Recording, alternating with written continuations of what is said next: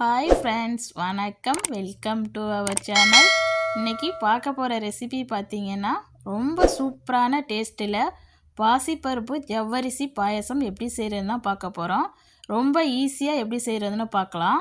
இது நம்ம புரட்டாசி சனிக்கிழமை சாமிக்கு பிரசாதமாக நம்ம இதை செஞ்சு வைக்கலாம். ரொம்ப டேஸ்டியாக இருக்கும். வாங்க வீடியோக்குள்ளே போகலாம். ஒரு கடாயில் அரை கப் அளவுக்கு பாசிப்பயிறு சேர்த்துருக்கேன். இப்போ அடுப்பை மீடியம் ஃப்ளேமில் வச்சுட்டு இதை நல்லா வறுத்து எடுத்துக்கலாம். இது கலர் சேஞ்ச் ஆகிடாமல் நல்லா வறுபட்டு ஒரு வாசனை வரும். அவ்வளோ நேரம் நீங்கள் வறுத்து எடுத்துக்கணும். பாருங்கள், கலர் சேஞ்ச் ஆகலை, நல்லா வறுபட்டுடுச்சு, நல்லா ஒரு வாசனை வருது.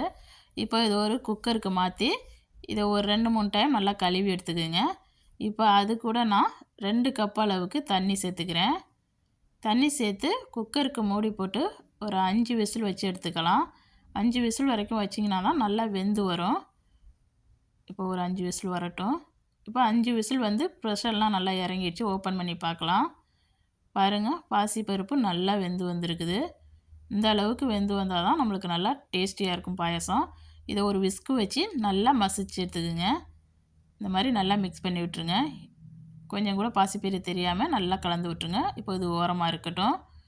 ஒரு கப் அளவு ஜவ்வரிசியை கழுவிட்டு நான் 1 மணி நேரம் ஊற வச்சு எடுத்து வச்சுருக்கேன். ஒருவேளை உங்களுக்கு டைம் இல்லாட்டினாலும் ஒரு அரை மணி நேரம் ஜவ்வரிசி ஊறுற மாதிரி பார்த்துக்குங்க. இப்போ இந்த தண்ணியோடவே ஒரு பாத்திரத்தில் சேர்த்துட்டு இப்போ இது கூட நான் ஒரு 2 கப் அளவுக்கு தண்ணி சேர்த்துக்கிறேன். 2 கப் அளவுக்கு தண்ணி சேர்த்துட்டு இதை நல்லா வேக வச்சு எடுத்துக்கலாம். ஜவ்வரிசி நல்லா முழுமையாக வேகணும். அப்போ தான் நம்மளுக்கு பாயாசம் நல்லா டேஸ்டியாக இருக்கும். இப்போ இது வெந்துக்கிட்டு இருக்கட்டும். இன்னொரு கடாயில் நம்ம வெல்லத்தை கரைச்சி எடுத்துக்கலாம். இப்போ ஒரு பாத்திரம் அடுப்பில் வச்சுருக்கேன். அது கூட நான் 1 கப் அளவுக்கு நாட்டு சர்க்கரை சேர்த்துருக்கேன். 1 கப் அளவுக்கு வெல்லம் சேர்த்துருக்கேன். நீங்கள் 2மே நாட்டு சர்க்கரையாக எடுத்துக்கலாம், இல்லாட்டினா 2 கப் அளவுக்கு வெல்லம் வேணாலும் சேர்த்துக்கலாம். இப்போ இது கூட ஒரு அரை கப் அளவுக்கு தண்ணி சேர்த்து நல்லா அந்த வெல்லத்தை கரைச்சி எடுத்துக்கலாம். பாகுபதம்லாம் தேவையில்லை, கரைஞ்சா ஓகே. இப்போ ஜவ்வரிசி நல்லா வெந்துருச்சு. பாருங்கள் எப்படி வெந்திருக்குன்னு. இந்த மாதிரி நல்லா வெந்திருக்கணும். ஜவ்வரிசி முழுமையாக வெந்த பிறகு தான் நீங்கள் மற்ற பொருளெல்லாம் சேர்க்கணும். இப்படி அமுக்கி பார்த்தீங்கன்னா நல்லா வெந்திருக்குது தெரியும். இப்போ நல்லா வெந்துருச்சு. இப்போ இது கூட நம்ம ரெடி பண்ணி வச்சுருக்க பாசி பருப்பை சேர்த்துக்கலாம். இந்த மாதிரி எல்லாத்தையும் சேர்த்துட்டு நல்லா இதை கலந்து விட்டுருங்க. இந்த மாதிரி நல்லா கலந்து விட்டுருங்க. அடுப்பை நல்லா மீடியம் ஃப்ளேமில் வச்சுக்கோங்க. இப்போ இது கூடவே நம்ம இந்த வெல்லத்தையும் அதில் சேர்த்துக்கலாம். இப்போ வெல்லம் நல்லா கரைஞ்சிருச்சு. இப்போ அடுப்பை ஆஃப் பண்ணிவிட்டு இந்த வெல்லத்தையும் நம்ம அந்த பாயாசத்தில் சேர்த்துடலாம். இப்போ இந்த மாதிரி ஒரு வடிகட்டி வச்சுட்டு அதில் வடித்து சேர்த்துக்குங்க. உங்கள் வெல்லத்தில் மண் தூசி இல்லாட்டினா நீங்கள் டைரெக்டாக கூட சேர்த்துக்கலாம்.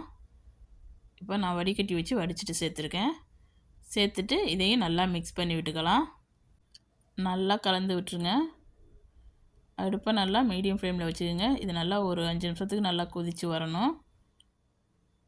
இந்த பாயசம் நல்லா ஹெல்த்தியான முறையில் நம்ம செய்கிறோம். பாசிப்பருப்பு வெல்லம்லாம் சேர்த்து ரொம்ப டேஸ்டியாக இருக்கும். ஒரு தடவை நீங்கள் இதை செஞ்சு கொடுத்தீங்கன்னா வீட்டில் உள்ளவங்களாம் நல்லா விரும்பி சாப்பிடுவாங்க.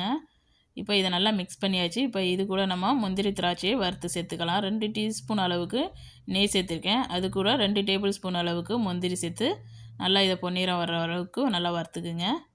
இப்போ இது கூட காஞ்ச திராட்சை 1 டேபிள் ஸ்பூன் அளவுக்கு சேர்த்துருக்கேன். இப்போ இதையும் சேர்த்து நல்லா மிக்ஸ் பண்ணிக்கலாம். இப்போ எல்லாம் ரெடி ஆகிடுச்சு. நம்ம இதை இப்போ எடுத்து நம்ம பாயாசத்தில் சேர்த்துடலாம். இப்போ இந்த நெய்யோடைய இந்த பாசிப்பருப்பு பாயாசத்தில் சேர்த்துருங்க. சேர்த்துட்டு நல்லா மிக்ஸ் பண்ணிக்கோங்க. நல்லா கலந்து விட்டுருங்க. இப்போ இது கூட நான் ஒரு அரை டீஸ்பூன் அளவுக்கு ஏலக்காய் தூள் சேர்த்துருக்கேன். உங்கள்கிட்ட ஏலக்காய் தூள் இல்லாட்டினா நீங்கள் ஒரு 3 ஏலக்காயை நசுக்கிட்டு இந்த ஸ்டேஜில் சேர்த்துக்குங்க. இப்போ சேர்த்துட்டு நல்லா மிக்ஸ் பண்ணிக்கலாம். அடுப்பை மீடியம் ஃப்ளேமில் வச்சு இதை ஒரு 5 நிமிஷத்துக்கு நல்லா கொதிக்க வச்சுக்குங்க. பாருங்கள், இப்போ நல்லா கொதிச்சிருச்சு. இப்போ அடுப்பை ஆஃப் பண்ணிடலாம். அடுப்பை ஆஃப் பண்ணிவிட்டு இது கொஞ்சம் வெதுவெதுப்பான சூடு வர்ற அளவுக்கு நம்ம வெயிட் பண்ணலாம். இப்போ அடுப்பை ஆஃப் பண்ணிவிட்டு இதை நல்லா ஆற விட்டுருங்க. ஆறுனுச்சுன்னா கொஞ்சம் கட்டியாக வரும். இப்போ நல்லா வெதுவெதுப்பான சூட்டில் இருக்குது பாயாசம். முன்னாடியோட இப்போ கொஞ்சம் கட்டியாகவும் இருக்குது. இப்போ இந்த ஸ்டேஜில் நான் 1 கப் அளவுக்கு பால் சேர்த்துக்கிறேன். நீங்கள் பாலுக்கு பதில் தேங்காய் பால் கூட சேர்த்துக்கலாம். பால் அல்லது தேங்காய் பால் எது சேர்த்தாலும் ரொம்ப டேஸ்டியாக தான் இருக்கும். டேஸ்ட் ஒன்றும் வித்தியாசப்படாது. நல்லா இதை பால் சேர்த்துட்டு நல்லா மிக்ஸ் பண்ணிக்கோங்க. இந்த பால் சேர்க்கும்போது நல்லா வெதுவெதுப்பான சூடு இருக்கும்போது தான் சேர்க்கணும். ரொம்ப சூடாக இருக்கும்போது நம்ம பால் சேர்த்தோம்னா பாயாசம் திரிஞ்சு போகிறதுக்கு வாய்ப்பு இருக்குது. அதனால் நல்லா வெது வெதுப்பான சூடு வரும்போது இந்த மாதிரி பாலை சேர்த்து நல்லா மிக்ஸ் பண்ணிக்கோங்க. அவ்வளவுதான், நம்ம சுவையான பாசிப்பருப்பு ஜவ்வரிசி பாயாசம் சூப்பராக ரெடி ஆயிடுச்சு. ரொம்ப டேஸ்டியாக இருக்கும். கண்டிப்பாக நீங்களும் உங்கள் வீட்டில் செஞ்சு பார்த்துட்டு எப்படி வந்துச்சுன்னு கமெண்டில் சொல்லுங்கள். இந்த வீடியோ பிடிச்சிருந்துச்சுன்னா இந்த வீடியோவுக்கு ஒரு லைக் கொடுங்க. மறக்காமல் என் சேனலை சப்ஸ்கிரைப் பண்ணி வச்சுக்கோங்க. இந்த வீடியோ பார்த்த அனைவருக்கும் நன்றி.